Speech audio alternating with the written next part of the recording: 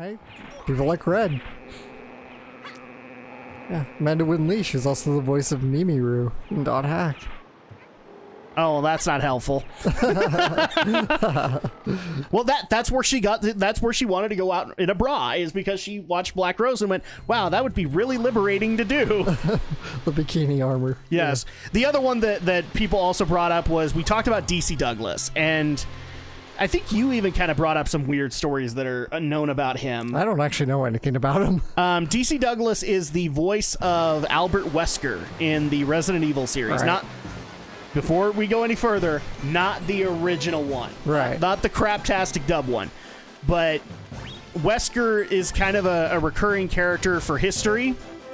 And DC Douglas plays Albert Wesker in the Resident Evil series. Yeah. Okay? I know he's in Dot Hack GU. We haven't come across him. Yes, he's in that. I can't remember the character off the top of my head. Somebody was just barely telling me he's in My Hero Academia. I think he's got a role there. Oh, yeah, probably. Because he knows a lot of the Funimation people. Dude, the crap he does at cons is... oh my god. Like, you think Amanda Lee was nuts? I think I've heard some murmurs and... There's a video out there. I have seen it. I don't know what con it was, but, like, occasionally the big cons like to do those big raves. Yeah. Those big dance raves. There's a video of him in nothing but his underwear, and we're talking tighty-whities, humping the floor in one of these raves. Okay. Just Jiminy Christmas, people. Yeah. You really got to be an eccentric type, I guess, to be a voice actor. I hate to say it, but there is some truth to what Gerard said years ago, which is like, in order to do what we do, you have to be a little bit crazy. And I can acknowledge this, as, you know, I kind of do it too.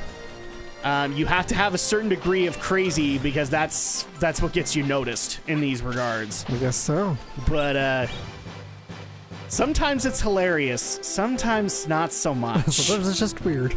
Sometimes it's just plain creepy. And not that Vic Mignogna kind of creepy. Actual creepy. Like, the other one that people bring up is, and I only know this because of the damn Vic case. Have you ever heard of the voice actor by the name of Ilich Mardov? I'm sure. I think so. It sounds familiar. Oh, boy. Is that the one who got busted for child porn? No, I think he had child porn, but he also wed a 16-year-old girl. Oh shit! With mother's approval, which apparently makes it all the better, right? Unfortunately, that's how the law works. Well, not in the state that they did it in. In Texas? I don't think it was Texas where they met. Okay.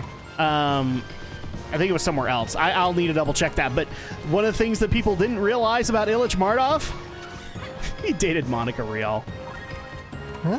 It doesn't surprise me. I mean, you gotta assume at some point some of these voice actors have probably dated each other. Oh, well, this is why in a lot of cases when the Vic thing came up and Monica Rial came out and Jamie Marchi, I wasn't surprised by that, because, yeah, it's funny. I'm pretty sure you've had this speech in your workplace, right? Don't date people within the workplace. No. Don't date people. It doesn't work out. You've never had that speech? No. Oh, I had it all the time. And I don't care that they give you the speech, because it'll happen. It will happen. It will happen. I mean, it's just one of those things. You do it at your own risk, I guess. Mm-hmm. Because you're basically the one making your work environment awkward. All right, that's just the reality of the situation. Ah, crap. Where is? Oh, you know what? He might actually be in Hell's Valley. Oh well, I'm grabbing money, so it doesn't matter. But yeah, dating within the workplace, it happens, guys. Like, especially amongst the voice actor community. Yeah. It happens. Because a lot of these people probably see each other a lot of the times. Mm-hmm. I totally meant to do that, by the way. Especially back in the early days of dubbing when, you know, you probably only had like 30 voice actors to call upon on a regular basis. Mm-hmm. Well, I mean, like Amanda Lee, for example, is, I want to say married? Yeah, she's a voice actor? I don't know if she's married to a voice actor, but... Well, actually, that's I don't even know actually if she's married that's at all. actually her reason for being mad at Vic. Believe it or not, in this whole situation, is because guess who? So like her husband played one of the technicians in Ava. Except when I think it was the ADV did the redubbing or the rebuilds, they replaced him. Guess who with? Vic Mignogna. Yeah, but I don't even know who she's married to. I can't remember his name off the top of my head. A lot of that cast was replaced. Even a lot of the extras were replaced. It happens. That was a dub made 20 years ago. I think that's a flimsy conspiracy to go out on. Because no, but it is verified. Like somebody, I'll need to dig that out though and show it to you because it was hilarious. Just looking at that and going, oh, okay. Because here's the thing, it was a role that was, I want to say like, okay, so of the 3 technicians aside from Ritsuko, there's one guy in there. Right? There's 2 girls and 1 guy that are running things. He played the guy, and Vic then played him later. And it's like, oh wow, Vic actually took that role. That's a little surprising. Will this work? Oh, that was not a good idea. But hey, it worked out. This is what I wanted. I mean, I recall hearing like, and when the rebuilds happened, I've heard conflicting reports about whether Funimation was able to find or even reached out to Amanda Winley. Because by that point, she'd been off the radar for quite some time, so... That's another thing that people don't realize, is like a lot of these voice actors... So one of the other ones that I see a lot of crap given to, and to be honest, I've given a little bit of crap to, is David Kaye. David Kaye, I love him dearly. For reference, okay, for anime fans, you know him as Sashomaru from Inuyasha, as well as Trace Kushranada from Gundam Wing. Right. Okay. I know him as Megatron from Beast Wars, but that's just me. I love David Kaye. But David Kaye went off to go do sports because I believe it was like his dream job to do sportscasting. And so he went off to go do that and did it for a while. I think he's not doing it anymore, but people gave him crap for leaving voice acting. Yeah, like literally told him like his career was going to fail. And we're talking like bot fans. Like we're talking hardcore Transformers fans that were mad he left. And just to stick it even, and what's better about it is like David's not mad at them. In fact, I didn't realize he did this until somebody brought it to my attention. Every year, he gives a Christmas card to Transformers fans everywhere, and he reads it as Megatron from Beast Wars. Oh, nice. So, like, he writes it, he's like, Merry Christmas. Yes. You know, like that whole lovable tone. I've even heard that one of the streams, he actually had a rubber ducky with him. Because everybody loves Megatron with a rubber ducky. Oh, to answer your question about the character we were talking about. So the character was Shigeru Alba. The first lieutenant for NERV. He was first played by Jason Lee in the original series. Vic Mignogna voiced him in the director's cut. So yeah, so there's the replacement. That was like the 2 episodes that they did of director's cut, quote unquote. And then Phil Parsons played him in Rebuild. Okay. Oh, wrong one. This is what I need. Let's do a double G gel because I'm really low on health right now. There we go. Oh, I forgot to mention this too. So you'll notice that we have some rotten bread now in our inventory. Yeah. Yes, so food gets old in your inventory in this game. Oh, wow. So you have to keep that in mind, and it actually loses a lot of its property, I believe. So it will heal for less. Yeah, he is actually married to Amanda Winley. He's also known as Jackson Lee, with an X, because X's are cool. As in Jackson Briggs. Yeah, well, it's Mortal Kombat affects everything. It's a SAG thing, because there's already Jason Lee of My Name is Earl in that. Yeah. So, he founded Gaijin Productions with his wife, Amanda Winley. Then you also have Jason Scott Lee. Yeah. The actual cousin of Bruce Lee. Mm-hmm. And played Bruce Lee in Dragon the Bruce Lee story. but that's not what women remember him for. He wore a diaper and played Mowgli. So that's what the ladies remember Jason Scott Lee for. Hasn't done much acting. Like, let's see. He had a role in 2005, then was gone for about a decade, then came back for one role in the show called Flowering Heart. See, what's going to be really sad, guys, is that if I actually, like, let's just say for the sake of argument, I do like a Funimation production or something like that, Alex is never going to let me forget the stupid stuff I do. He's never going to let me forget it. Oh, just watch Fruits Basket already. It's so good. The first episode was so good. Well, it's all subbed, right? No, there's the dub available. Oh, I thought you said the dub wasn't there yet. It is. It's there now. Okay. It is. Yeah, well, I mean, technically, I can't stream it, so... I probably could. I gotta look into I don't have the Funimation app anymore. Yeah, I gotta look into how it really works, but I signed up for the Funimation service, and I think the plan I'm under lets me do guest streams. I gotta look how... I'm not even gonna worry about it because it won't work on my Roku. I gotta look into how it works. Technically, before people jump down my throats, that's not why I left Funimation. I had the exact same bullcrap that I was having before, and it's annoying the crap out of me from all of the streaming services. Fix your damn apps. Oh, okay, well, Rootrick's not down here. I thought he might have been here. Where are you, Rootrick?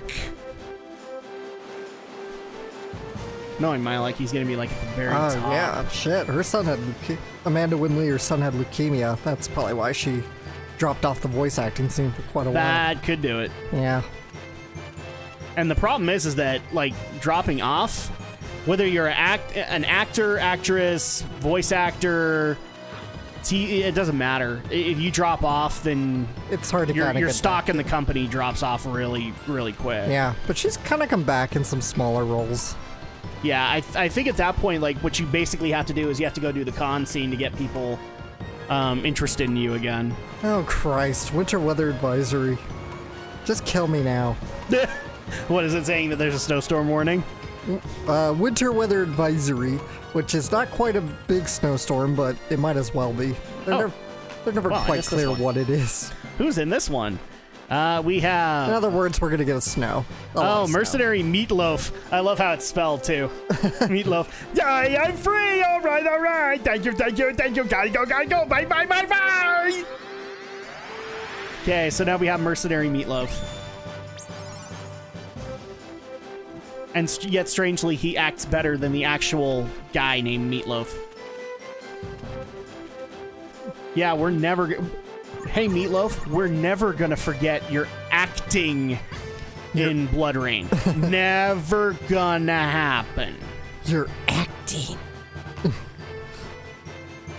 I would do anything for love, and I would do anything for love, but I won't do that.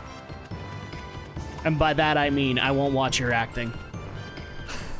Oh, there we go. We just had to go the other way. Oh, hi, Rootrick. What's going on here? Hey, stupid! That's a way to introduce yourself. Huh? Musashi? I'll get y'all for wrecking my darling steam night! Yeah, where's the princess? Y'all don't want to know, that's for sure. Oh yeah, I don't have time to mess with ya. One of them 5 scrolls is just over them there. Oh, really? Can't have you my way. What? There's a scroll nearby? Ah, shoot! You found it out. Last You one up told is me! a rotten egg. I'll see you later. Think you could beat me? Okay, so now we get to do a contest of who can climb the wall faster, Alex. And of course, to Mario 64 music. That just makes it better, right? Yeah. Okay. The frantic bluegrass music. Yeah. As Dan called it. And now I've got to do this as fast as I possibly can. Okay. You can literally lose to this. It's not fun. 'Cause then you have to do it all over again. Thankfully, though, I think I'm gonna win. Yep, I'm gonna win. Yay! First time. You're You're too slow upstairs to beat me, pal. Let's see.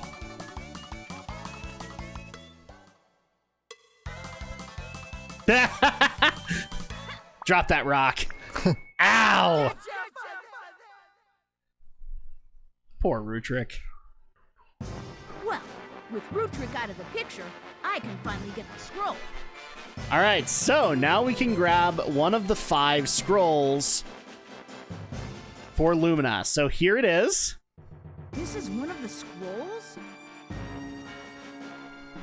This already looks very daunting, right, Alex? Yeah. Like a big old dragon guarding it. All you have to do is hit it with Lumina.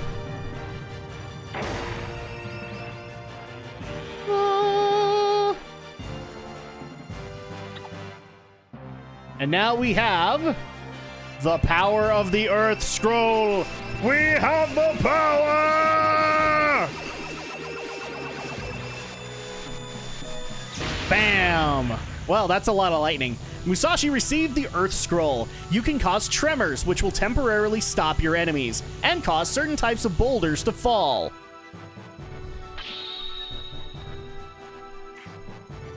Awesome.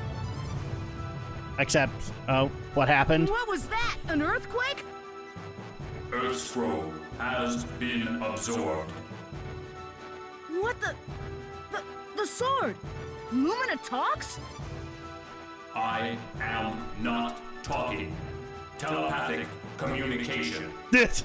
Justification. This is creepy. Destroy the Crest Guardian. Huh? What's that? What's a Crest Guardian? He is protecting a crest. That's very helpful. Crest? Not too clear on this. But anyways, I need to kill it, right? Yes. Hey, Lumina, maybe you know where it is. Oh, it clammed up. Because of course it did! Guess I'll have to ask someone at the castle. They'll help. But the cool thing is that now we have the power of the Earth Scroll. So, look what we can do with it now, Alex. So all you gotta do is... how do you switch between them? I can't remember. So this is the spin attack, but that's not what I want. I love it. Look up Brave Fencer Musashi on IMDb. The only quote available right now is, "What?" Who did you say was puny? And why are you guys wearing such stupid costumes? Damn right. Stupid costumes! Take that back, You little turd. You little turd! Damn right. Crap, what are... Okay, so this sets up Lumina. Oh, this is gonna annoy me now. John. Kirk Thornton. Because we have to access the Earth Scroll's power. Oh, there we go. We actually just swap it in the menu. So there you go. Now we have the power of Earth. Of Earth. What can we do with it? Well, now you're gonna see. Bam! Creates a tremor. Now we can get off. I thought that there was a quick switch, but no, apparently not. But now we're tired again. Let's just go ahead and get a little bit of sleep. A little shut-eye. Now, I believe we can actually use the crests out in the world, but as you kind of heard from Lumina, with every crest, or with every scroll, there is a crest. Oh, that's right. We have to defeat the Crest Guardian first, which is like a guardian of that particular crest. So as soon as we beat the Crest Guardian, then any Earth crests would become available to us. So we could then use them, Alex, is basically what I'm saying. So we have to find the Crest Guardian for the Earth Scroll. And that's going to be the mode of what we have to do for every game, or every scroll, is we have to find the Crest Guardian for water. We have to find the Crest Guardian for fire, so on and so forth. All right. So these are basically the game's attempt to do boss fights aside from the Thirst Quencher Empire. And it's fine. I actually love a lot of the designs for the Crest Guardians. Considering what they had to work with, they are actually really awesome designs. But I think we have to go to the mayor to figure out where the Crest Guardian for Earth is. I know where it is, but you have to go talk to the mayor first to set plot in motion. You know, like usual.